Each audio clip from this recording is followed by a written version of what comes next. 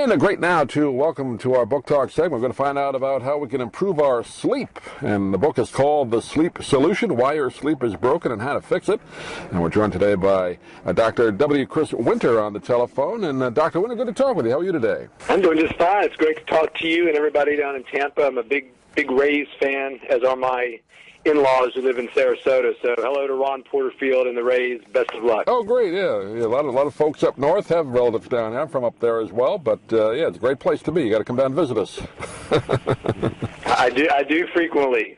Well, I see before we get into the book, just reading through your notes there, I see you've worked with several professional sports teams, including my favorite. Grew up watching them and rooting for them, the New York Rangers, primarily with their, with their sleep patterns. Is that what you work with the athletes on? Exactly. Their own sleep personally, but just generally how does the team deal with travel and the effects that it has on sleep as a group. And we've worked for the Rangers now for about 3 years, and we're back in the playoffs and tied up 2-2. We're going to take the series during the next game, I think. I hope so. Yeah, they've always had trouble with Montreal, so hopefully they don't have to travel cross country, so that'll help with the sleep, right?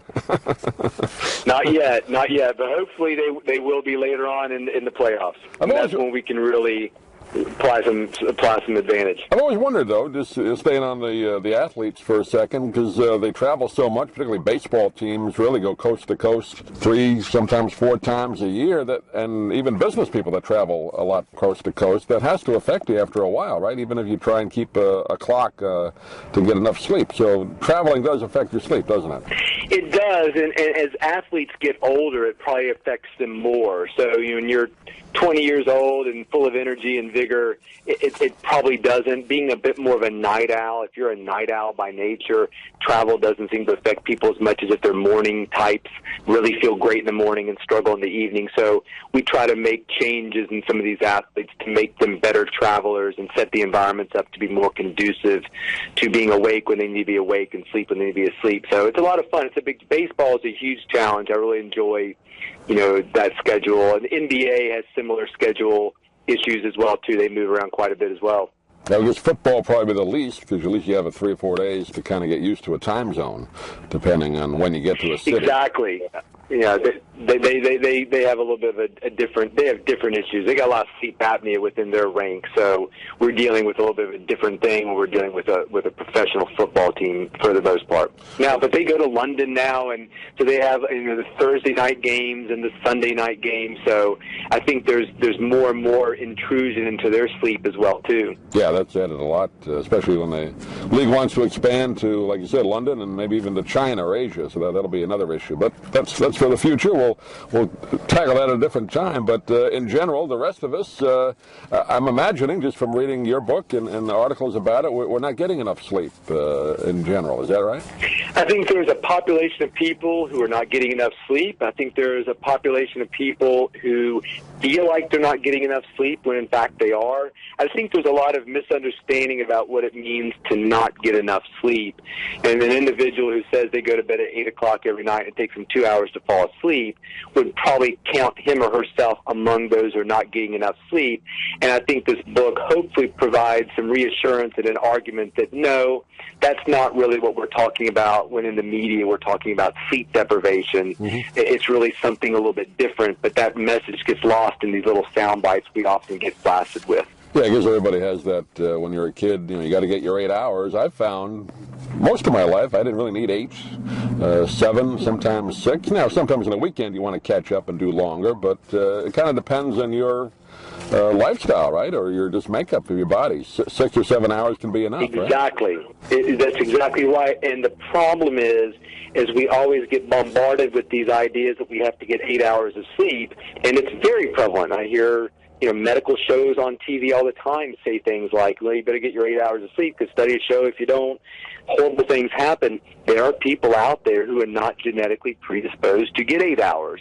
And I think, personally, a lot of times those people get drawn towards careers like morning radio or, thoracic surgery, where you're almost rewarded for not feeling like you need that much sleep. My wife way smarter than I am. If she tried to go to medical school, she wouldn't make it, not because of intelligence. It's just she needs more sleep than I do. And to function on 5 hours, 6 hours for long periods of time or less, she just couldn't do it. So to me, you're right. We have to accept that we're all different. We never read articles about how we should eat 2,200 calories a day. It's very specific. What do you do? Who are you? What is your lifestyle like? That's going to dictate how much you eat. And sleep's kind of the same way. So if you're somebody who's getting 6, 7 hours of sleep every night and you feel great and you're not showing signs of sleepiness, then there's no reason for you to get 8 hours, especially if you're telling me, look, when I try to get 8 hours, I struggle to fall asleep. Well, that's a message your brain is giving you that you should listen to. Yeah. You talk about in the book why you should always wake up at the same time every day. Now, obviously, if you go to work, you have to do that, but weekends, would that still apply? I mean, if you don't have to get up early, should you still get up early, if that's what you're used to? I mean, I'm going to say as the sleep scientist, yes, I will tell you as the father of an 18-year-old girl who is in high school, I'm often blown away by how difficult and burdened high schools make their students these days. I'll walk into a room and say, honey, you got to go to bed. It's like 1 o'clock. Dad, I haven't even done my math or this paper I have due. And I would say things like, well, you should have planned better ahead for doing that. Dad, they gave me this assignment today. So it's, and then, with technology, a teacher can make something due Saturday night if they want to, and they often do. So to me, yes, I think you should try to keep a semblance of that wake-up time on the weekend. In fact, what I would ideally like people to do is go ahead and get up at your normal wake-up time, have a little bit of something to eat, take the dog for a walk, so you keep that rhythm established in your brain. And then if you feel like I was inadequately slept or I need a little bit more, take a nap at a designated time relatively earlier in the day to make up for that. But that's a hard sell, particularly for a young person. They want to sleep in. But it's hard for your brain to wake up at 6 o'clock in the morning, Monday through Friday, and then noon on Saturday, Sunday. It almost makes your brain feel like you're traveling across the world and you're jet lagged. In fact, a researcher called that social jet lag. And college students are kind of notorious for it. So we do want to keep some semblance of consistency if we can, because sleeping until noon means you skip breakfast. And now you're eating for the first time at 12:10. You're seeing light for the first time. You haven't moved your body for 6 extra hours. That's very confusing to your brain. And there's a reason why that schedule doesn't happen in the military. Right. Drill sergeants don't like that schedule. Well, I found you mentioned the word naps. I've found, I guess most of my life, but maybe more as an adult, maybe you get home after work and eat something, and then you just kind of lie down for 10 minutes with some music on. Not really a full nap, but just close your eyes, and that seems to help. Is that a good idea? It does, and to me, I don't like the word nap. Not I like like a nap, the word just trying to close your eyes. I like the word rest much better. For a lot of reasons. Nap implies that if you don't fall asleep, you have failed in your task of napping. I think, and one of the arguments I try to make in this book is, resting is incredibly beneficial to us. And when we approach that period as a time to sit down, close our eyes, and make ourselves as horizontal as possible and rest for the next 10 or 20 minutes. If we fall asleep, that's great.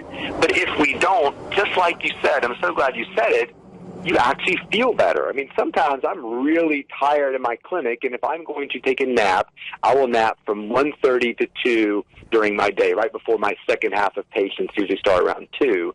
And it's amazing how many times I'm so sleepy, can barely keep my eyes open. I fight through the morning. I get in there at 1:30. I tell my office manager, Tammy, to hold my calls. I lay down, and I don't fall asleep. I'm like, oh, my God, I can't believe I'm not falling asleep here. But as soon as you let go of that expectation of sleep and just say, you know what, whatever, I'm just going to close my eyes and think about my celebrity crush and think about what I want to do this weekend, it's amazing how good you feel after that 20 minutes of just sitting there resting. So don't think that you're failing when you get in bed and you're not falling asleep immediately. Just have a plan for that. I've got baseball players who I tell them, look, get in bed. I want you to throw 30 perfect pitches.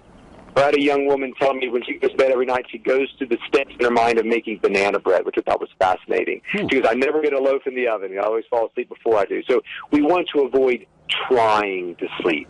That word try is a bad word when it comes to sleeping. You want to set yourself up to rest, and then kind of accept what happens as it comes. Great tips there. I know we have limited time, so we want to get the title out once again, The Sleep Solution, Why Your Sleep is Broken and How to Fix It. Great book by Dr. W. Chris Winter. And Doctor, give out a website, if you would. People get more information about you in the book. Sure. So my Twitter handle is SportsSleepDoc. And I tweet out articles all the time. You can find information on the book at thesleepsolutionbook.com, or just look on Amazon and Barnes & Noble. You can order it from there as well. My website is Charlottesville Neurology and Sleep Medicine, and it's got all the articles and things up there if you want information more about sleep. It's all available, or just go through Penguin Random House, which is my publisher. Great. Doctor, pleasure talking to you, and we'll both root for the Rangers, and hopefully we'll talk to you again soon. Thanks for being with us. Absolutely. Nice talking to you. I'm Stan Brock. 30 years ago, I formed Remote Area Medical to help people overseas. But then we found generations of families in America isolated by poverty from the health care they need. Together, we can take dental, vision, and medical help to 1 million adults and their kids, right here at home in the United States of America. If you'd like to order the book we're talking about, please go to DougMilesMedia.com and enter the author's name in the Amazon search box. Thank you for listening. Please come back soon for more conversations here at DougMilesMedia.com. This has been a presentation of Doug Miles Media, all rights reserved. You can listen to or download previous programs at iTunes, Stitcher.com, or DougMilesMedia.com.